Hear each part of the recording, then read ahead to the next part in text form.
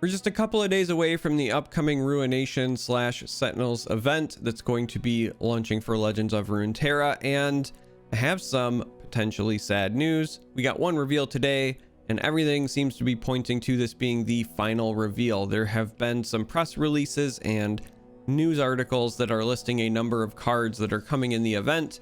This card would be enough to get us to that benchmark, so I think this actually might be our last reveal of spoiler season. The card itself is Scattered Pod. This is a 6-cost Ionia follower. It has a 5/6 body, but it does have the attune keyword and then some other really important lines of text. First, it says play, draw a slow, fast, or burst spell, and then it also says enlightened, I have elusive. Now, I think this card is very geared towards Karma lists. I would be kind of shocked if you ever played this but also did not play Karma, because it's in Ionia, the same region as Karma, and because this is so spell centric, it just feels like that's where this belongs. The text is really important as well. Obviously, the enlightened, I have elusive says you're trying to play for the late game, again, just like Karma, who has the enlightened level up condition. But really, the standout part of this card is the play effect, because you have to assume that you get to choose the kind of spell you are drawing, whether that's a slow, fast, or burst spell. And that means that with some deck building considerations, you can be very consistent in what you are drawing with this card. For example, if you get really picky, you could make it so that you know all of your fast spells are reactive combat tools, whether that's like Will of Ionia or Concussive Palm, and then you could maybe throw in some other options depending on your region pairings. Maybe you want Vengeance if you're in Shadow Isles, or you're looking for like Mystic Shots if you're in Piltover and Zone, whatever. Get Excited is another great example. You can always just say like, okay, if I choose fast, I'm gonna get reactive. First is a bit harder because there's a lot of utility there, but the real standout to me is slow, because this is how you can find your finishers. A lot of people are probably thinking about what is known as spooky Karma, where you're using harrowing to just annoy your opponents and have a never-ending barrage of karmas, and a card like Scattered Pod could just always find harrowing for you if it's the only slow spell in your deck.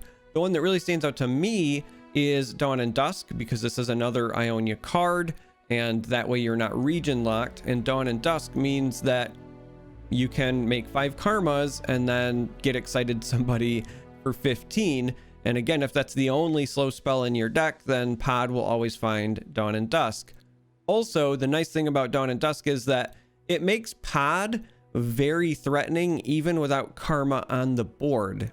Because this has the enlightened, I have elusive, if you Dawn and Dusk this at round 10, that's still 15 elusive damage by itself, potentially coming at the opponent. So I think that this card is worth including in Karma decks.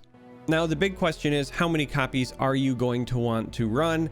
And I don't know. This is a 6-cost follower that does not help you come back in games, meaning it doesn't have any sort of immediate board effect. It does not have lifesteal. It's not something that's going to help you stabilize. So that is potentially a concern. It's coming down late, so it could brick your hand if you draw it too early.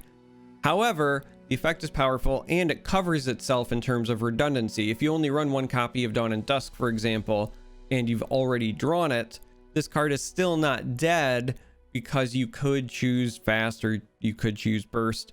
There are also some deck building opportunities where you could just run multiple copies of a card, and so getting multiple copies of Scattered Pod is not necessarily bad. What I mean by this is that it doesn't have to be like your one of Harrowing. It doesn't have to be your one of Dawn and Dusk. You could, for example, run this with Go Hard. A Go Hard Karma list actually loves Pod because of the attune as well. So as long as you're not drawing the Pack Your Bags version, if Go Hard's your only slow spell in the deck, then Pod could always find Go Hard and then use the attune mana to pay for it. So I do think that, again, in terms of redundancy, this card is fine. It's just a question of, can I afford to run too many copies of this, knowing that it doesn't have too much of an impact on curve, but it does have a powerful effect, and it does set me up for maybe some additional damage in the late game with this 5/6 elusive body. So that is it for this card, and likely that is it for reveals. Let me know what you think of Scattered Pod. Are you a Karma player? Are you excited to try it out? And also let me know what you think of, I guess, all of the reveals, because it appears that this is it. Anyway, if you made it this far, thank you for watching as always, and until next time, may you walk on warm sands.